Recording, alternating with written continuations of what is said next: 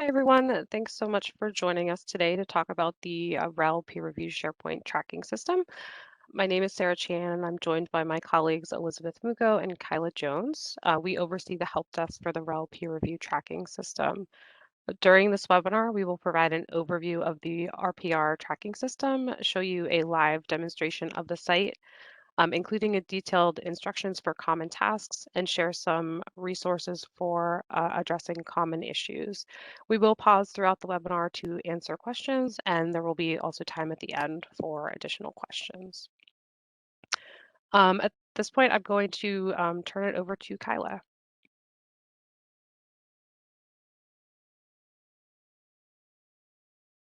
Here's our agenda for today. We'll first talk about the RPR tracking system.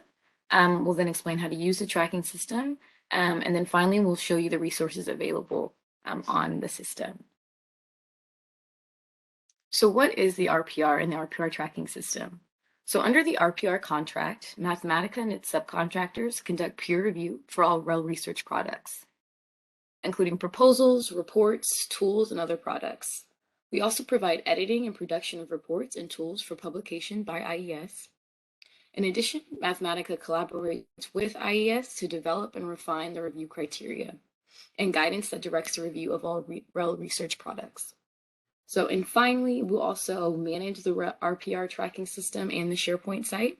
At the end of this year, Cinemetrics, a REL website contractor, will be taking the place of managing the tracking system. We don't expect there will be any disruptions to the system while that transition is taking place.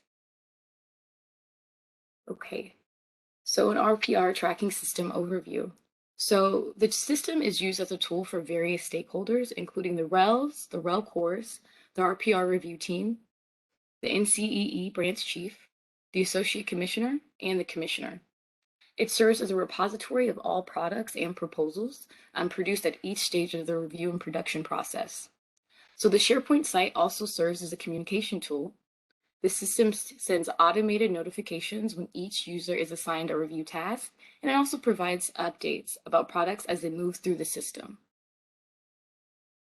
The RPR tracking system provides transparent tracking of all of its products. So this includes alerting stakeholders of different stages and product statuses, documenting report review activities, and so on. The SharePoint saves and retains every version of a file that gets uploaded. So this allows users to keep and refer back to previous versions of their documents as they progress through the system. It also ensures that the most current version advances into the review process. All right, so before we get any further, I think it's helpful to explain some of the language and terminology that we'll be using. So number one, the method by which an RPR system progresses its documents is referred to as a workflow. You will often hear this as we move through the presentation. The workflow allows a product to automatically move through the review process. So once one step of the process is completed, the product moves to the next step, and the relevant users are notified via email. Now, as the product progresses, the workflows will send various email notifications informing stakeholders of the document status and what, if any, action is required. A task email notifies users when they need to complete an assignment into the system, while a notification email lets users know when a product has moved through the system. If at any point you have any concerns, you can always reach out to the help desk. The contact information is at the bottom of the screen. All right, and at this point, are there any questions? Okay, I'll hand it over to Elizabeth. Great. So Kyla and I will take you all through the first steps of using the tracking system, including logging onto the site and uploading documents for the first time. We'll start by discussing how to access the site. This screenshot shows the homepage of the tracking system. This is where templates, guidelines, and SharePoint tutorials and tip sheets are saved. Now, REL staff can only view files that are relevant to their REL, along with some general information. Once on the home page, navigate to the top of the screen and click REL. On the left of the REL screen, you'll have two folders highlighted in the image. The Proposals and Reports folder is where proposals, reports, and other product files will be housed, while the Memos and Correspondences folder is for memos sent between RPR reviewers and RELs and for other supporting documents, which we'll discuss later. If you have any issues accessing the site, logging in, or forget your password, please reach out to the help desk. Now, before we discuss the system any further, I'll start with an overview of the Phase 1 process. All REL research products that require peer review should be submitted to IES through the RPR tracking system. Phase 1 starts when a user uploads a proposal, report, tool, or other product into the system.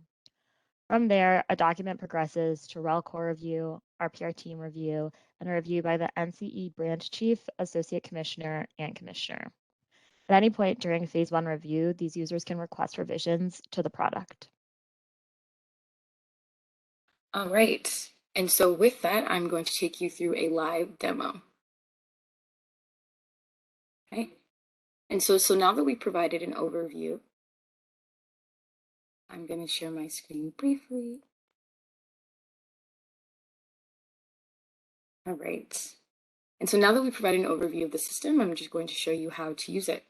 So before you can upload a document, you do have to create a file, or excuse me, a new folder. So to create that new folder, you're going to navigate to your appropriate REL library. Here I can see all of them, but you will only be able to see the one that you've been assigned to. So here I'm going to click on the check mark and the blank page. I'm going to navigate to Files and click New Folder. Now the name of the folder should be your REL abbreviation. Sometimes it takes a little second to load.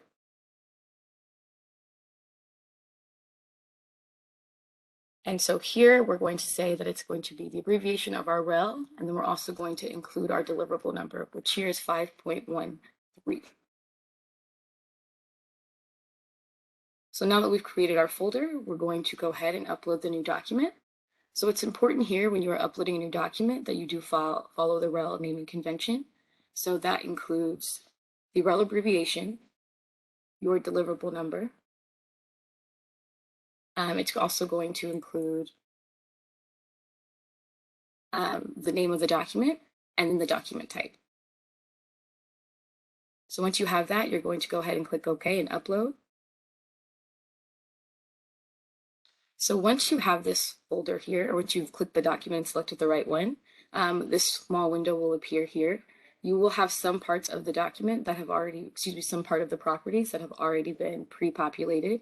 That includes the name of the document, the author. Here, it's typical that only the primary author will be listed, and then the REL abbreviation.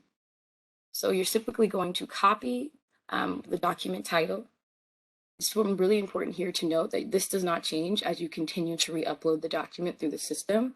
And if you do attempt to change it after this initial upload, it will create a workflow error. Then you're going to jump to the deliverable number, which will be the exact same as your document and also as your folder. And then you're going to select the product type. So here, this document is a proposal. The other options you have are report, tool, or other. Other simply refers to accessories that may include a PowerPoint presentation or a memo. And so I'm going to click proposal here. Here you can also select the topics and the method. If you can't find a topic that's relevant to the document that you have, you can simply click other and specify in the notes. You can do the exact same thing for methods. So the project phase. So it's very common that a proposal or a project will only have one proposal or one report. And so here I'm going to collect proposal 1. In the event your project does have more than one proposal or more than one report, you can simply indicate so here. And so I'm going to skip document status right now and take you through to the REL report number, the REL name, the task, and the metadata backup list. You don't have to do anything with those. You can leave them blank. Once you have finished selecting all of your documents and properties, you make sure that they're correct. You can go ahead and select send for review. This will upload the document. Now, if you have checked this and you notice that there is an error, never fear, you can always reach out to the help desk for any help. Okay, so are there any questions at this point? No? All right. So if you scroll down while you're in your proposals and reports folder, you'll notice that there are a number of different statuses that your document will go through. In REL core review, revisions requested by the REL core. Now, your document may not go through all of these, but it is nice to just have an overview of what each of these stages mean. If revisions are requested in this process, you will receive a notification from SharePoint. So I'm going to go ahead and just show you this notification here. So this alerts the REL user that the REL core has requested revisions on their document, and that documentation needs to be revised and sent to the original authors. So the process for uploading a revised document is going to vary slightly than when you upload an initial document. And so then I will also take you through that. So here we're just going to go back to our proposals and reports folder. For this demonstration, I did just go ahead and run it through the workflow.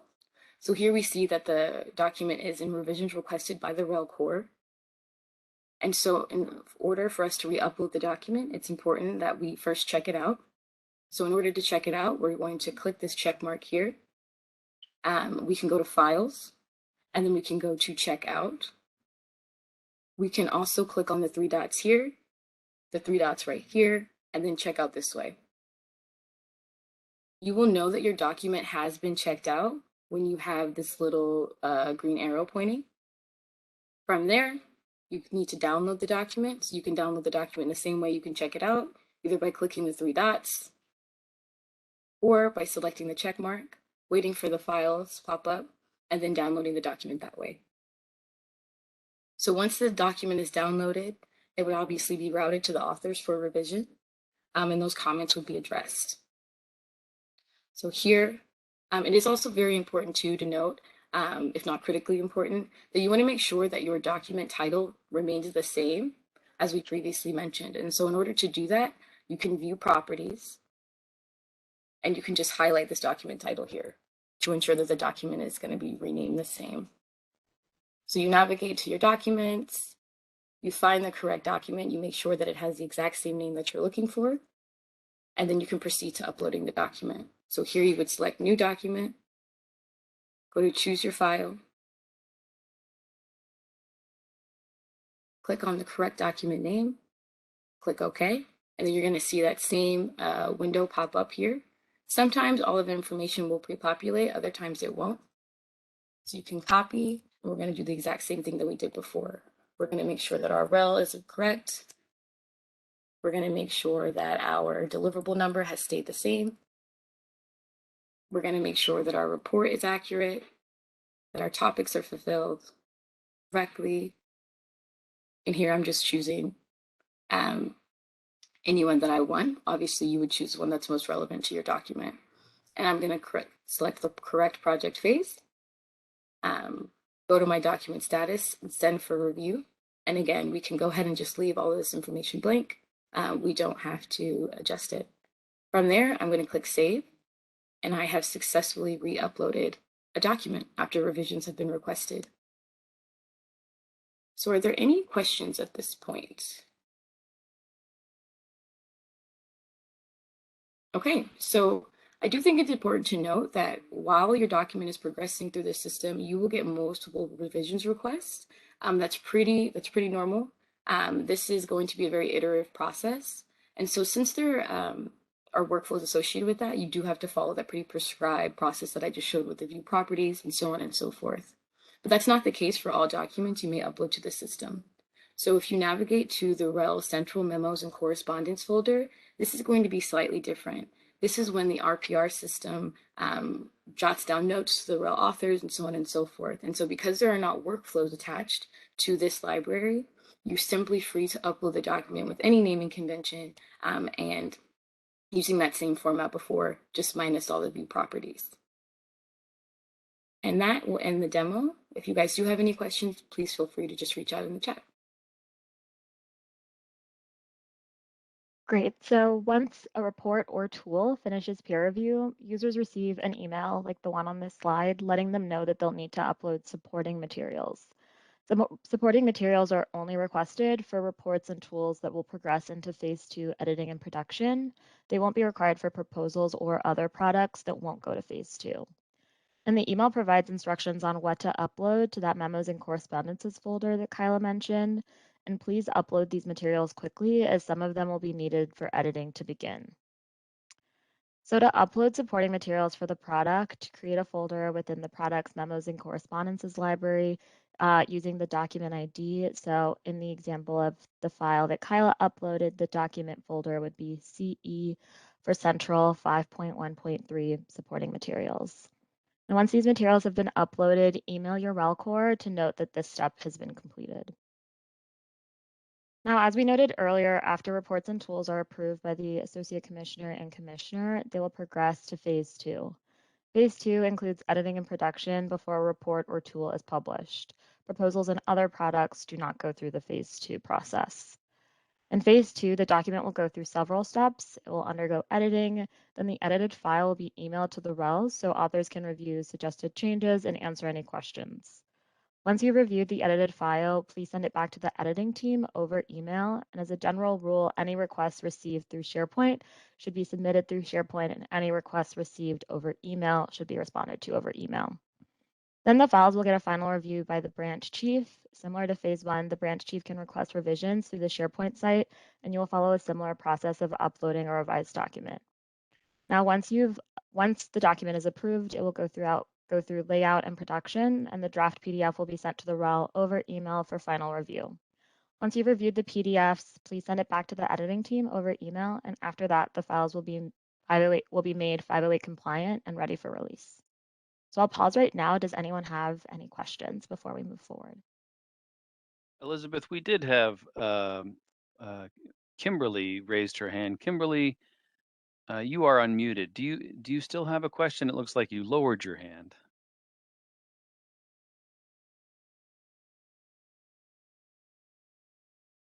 Okay, Kimberly, you are unmuted, but if you don't have a question, I do. guess.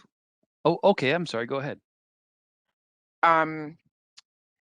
Does the approval process have an email notification if the user or the next approver hasn't filled out their portion for, say within 24 hours or 48 hours?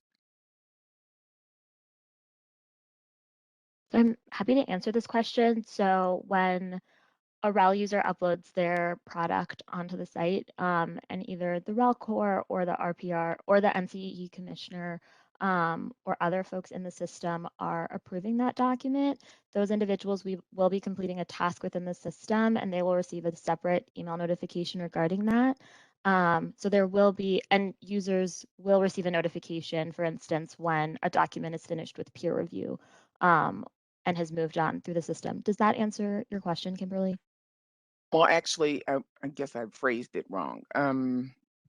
Okay, so previously I created a workflow where it was an approval process.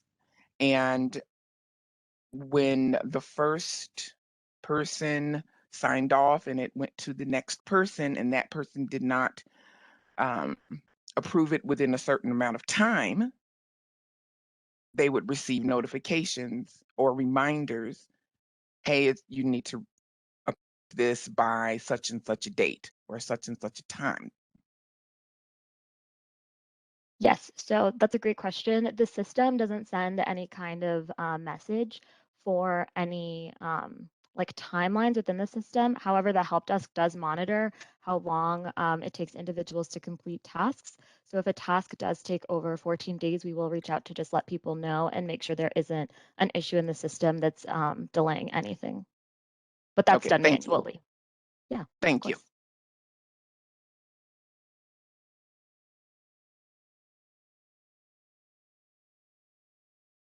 Any other questions before we move forward? I don't see Elizabeth, any other raised hands for now, Elizabeth. I'm sorry. Go ahead, Sarah. I was just going to say there is one question in the chat from Sarah Ryan. And the question is, our deliverable schedule includes deliverable numbers with 4 digits. For example, for the study NEI 5.1.3, our proposal deliverable number is 5.1.3.1. The OMB package is 5.1.3.2, and the study report is 5.1.3.2. 3.3.3. Are we to use this 4-digit deliverable number in the tracking system or only the 3-digit prefix? I believe that you would still use the 4-digit deliverable number in the RPR tracking system. But I know that those numbers are provided by IES. Hi, Amy? this is Amy Johnson. I'm the core for the RPR contract. That's a great question. You should definitely use the 3 digits for naming everything in the system so that we can easily track, just as you say, the NEI 513 is kind of like your study and project number. We do kind of try to keep everything together. So tracking it with that 3-digit project number will help us keep track of like which proposal goes with which report, goes with which any other kind of documents. We can just like match them all up as being part of 513. So I do recommend that you name especially your folders 513. And then you can just name everything else 513 as well. And you'll see in the documentation for how to use the SharePoint system, which we're going to talk about next, all this documentation that we have. It does recommend that you kind of set up your naming convention with the initial proposal document. So your proposal in this example is 5131. So you would set up your folder as 513, save the proposal in there, and then later when we get to the report stage, you would upload your 5133 document just as the report within the 513 folder. So hopefully that makes sense. The most important thing is that it's like easy to see the correspondence of which files go together within a folder, particularly if there is if a file gets stuck in the system or lost in the system, if we need to reach out to the help desk for support, then it's really easy for them to say, oh, this file that they're asking the help desk to upload, like it obviously goes into this folder. So it's just easy for everyone to know how everything is organized. So thanks, Sarah, for that great question. Yeah, any other questions before we kind of discuss some resources for the system? Hi, Elizabeth. I'm sorry. This question came in just to the host from Connie. She says the homepage looks like last cycle's. Can we log in using last cycle's password, or does the password need to be updated? Hi, this is Amy again. Your core should have, or your core for this cycle should have submitted your kind of user information to IES, to me really. So to pass it on to the RPR team to kind of reinitiate a user name and password for you.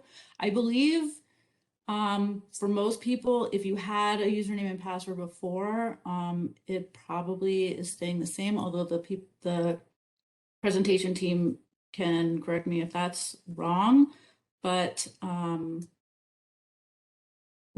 there was a kind of validation process that everybody who is using the system currently still has the appropriate like security clearances and everything documented before we kind of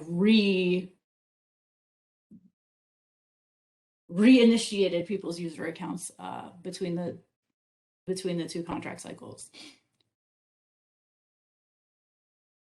So if you have any trouble logging in, you can reach out to your core or the help desk, and they can set you up with a new username and password.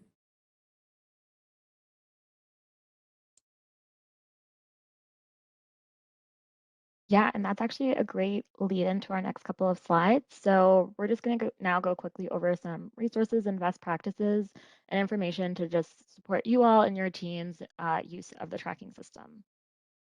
So focusing on these login and password issues, we'd like to remind folks to just use the form authentication dropdown and not the Microsoft authentication option when logging in. We also advise use of Chrome, Firefox, or Edge, but not Internet Explorer. And if you forget your username and password, I think as Amy mentioned, I think if you had a password previously, that password should still be the same. And if it's not, please reach out to us and we can either remind you of your username or reset your password. So we also want to highlight some best practices for using the tracking system. So we ask that, one, you check out documents while you're revising them. This ensures that version control is maintained and no one else will be able to change the file while you're working on it. Two, when you're uploading a revised document, please remember to make sure the document file name must match the file name of the original file that was uploaded to SharePoint. So this helps just prevent workflow errors, but if you do have any issues, please reach out. Three, when you upload a revised document, please change the document status to send for review when submitting a file. And this kind of just helps the system to start running. Four, don't change the restore metadata from backup list field. This is just for help desk uses only. And five, when in doubt or if you run into a problem, please contact the help desk. Don't hesitate to reach out to us with any questions or concerns that you have while using the system. So for support or questions with the tracking system, you can reach out to the help desk via email. It's relpeerreview@mathematica-mpr.com or by phone, as shown on this slide. In addition, we've developed a variety of SharePoint tip sheets and user guides, which can answer frequently asked questions and resolve common issues. And those resources can be found on the main homepage of the RPR tracking system. And the video of this training will also be made available on that same place in the tracking system. And lastly, the help desk is here to answer any of your questions Monday through Friday from 8:30 a.m. to 4:30.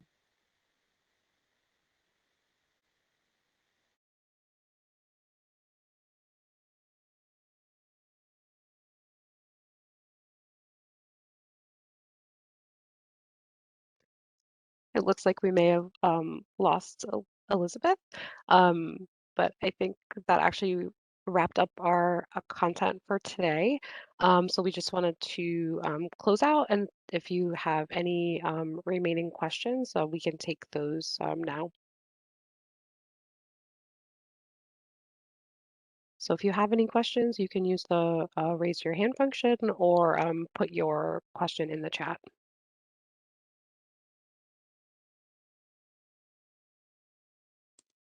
And this is Amy again, just since we have extra time, we'll take questions about how the tracking system works, but I'm here and happy to answer any questions about the review process in general or RPR in general. Any questions you have, we have time to take them. In addition to that, if there were any parts of the demo that were unclear, I'm happy to go over them again as well.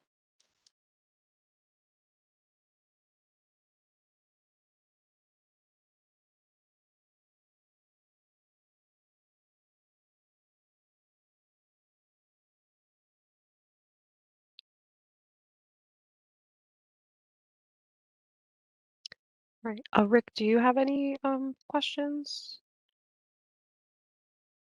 I don't see any raised hands at this point, but not to rush anyone, but if you do have questions, don't hesitate to either enter them in the chat or use that raised hand icon, and we'll unmute you. Oh, I saw a raised hand from Adriana. Adriana, you're unmuted, but no pressure if that was just if you're just testing it out. Can you hear me? Yes, please go ahead. Okay. Yes, hi. Thank you so much for the presentation. I just had a quick question for Kyla. In the demo, you mentioned that the memos don't undergo the same sort of like formal uploading process and check-in, check-out process as the items for review. Can you just confirm that those are like the RPR review memos that are accompanying formal deliverables, and they can just be, can you just go over that again? Thank you. Yeah, sure. So typically in the RPR review process, our peer reviewers will send a memo with some of the changes and suggested revisions and just a summary of everything that they've already put directly in the document. And so they will upload it here to this folder. And then when REL users or authors come to download the document that needs to be revised, they will also look to this folder to see any memos and any additional comments. Now these are different because this folder is not attached to any type of workflow. So it doesn't have the same kind of constraints about making sure the document IDs are the same or making sure that your title is modified and so on and so forth. So here it's just not restricted in the same way.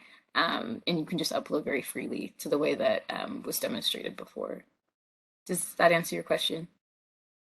Yes, thank you. And just one follow-up. I remember in the last contract there was some variation between whether you had to upload a memo along with your revisions or not. Is it going to be the same for this round where it's kind of like the first round you upload a memo and the second round you don't, or has that not been stipulated? Hi, this is Amy again. So RPR will always, when your document is in the peer review phase of phase 1 review, RPR will always write a memo to accompany their review comments that they put directly in the document, as Kyla just said. So whenever there is a memo from RPR, the REL should also respond to the memo as well as revising the document itself. So the memos really only come into play when a document is in the peer review process. But if you get a memo, you should return a memo, except when the final, like when RPR says we have no further comments, this is approved to move on to the next phase, like you don't have to respond to that one, obviously. But if RPR is putting suggestions in their review memo, we do ask that RELs respond to that to just sort of like address that concern in the memo and, you know, indicate how they have revised the document in response. Okay, that makes sense. Thank you so much.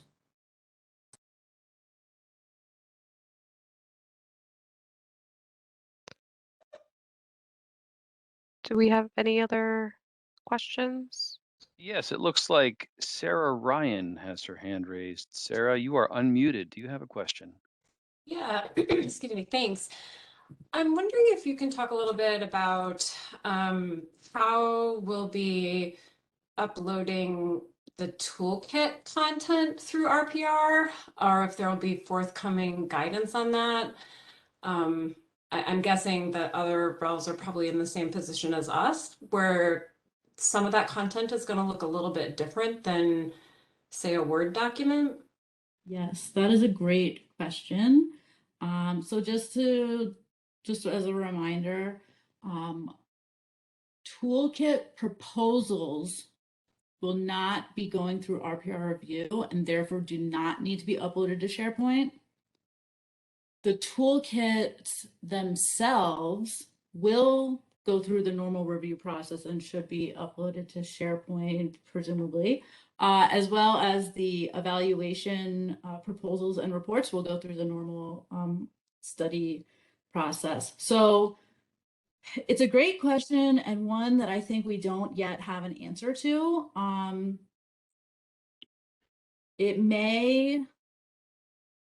We may end up deciding that SharePoint isn't quite flexible enough to use SharePoint for the proposals, or I'm sorry, for the toolkits themselves. And in addition, the review process is a little bit different because the review process for toolkits is going to be that the core reviews, once the core gives approval, it can start usability testing, and then you'll revise based on usability testing. And then once the core kind of like signs off on the revisions made in response to usability testing, then it will go to RPR. So we haven't really decided yet, but my money's on that we will probably do a lot of this outside of SharePoint because the process will be slightly different and because the toolkits are going to be big and unwieldy with lots of different parts, and because we're giving the option to have different pieces reviewed at different times. any one of those is a good reason not to put it into SharePoint. So we will put out some official guidance about that in the future, but you can plan that it will happen in email, and certainly as you begin development and get to the point of having something that you are ready for your quarter review, I would recommend just sending it over email, just to get it reviewed, and make sure that, yeah, we're not being held up by making decisions about SharePoint. So Great. it's a good question, and I hear you're totally right that SharePoint was not designed to do something as complex as the review process will be for these toolkits. So Great. Probably they'll be done over email. Thanks for that great question.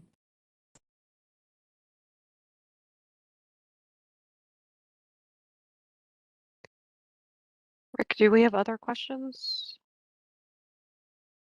I don't see any other questions at the moment, no. Okay.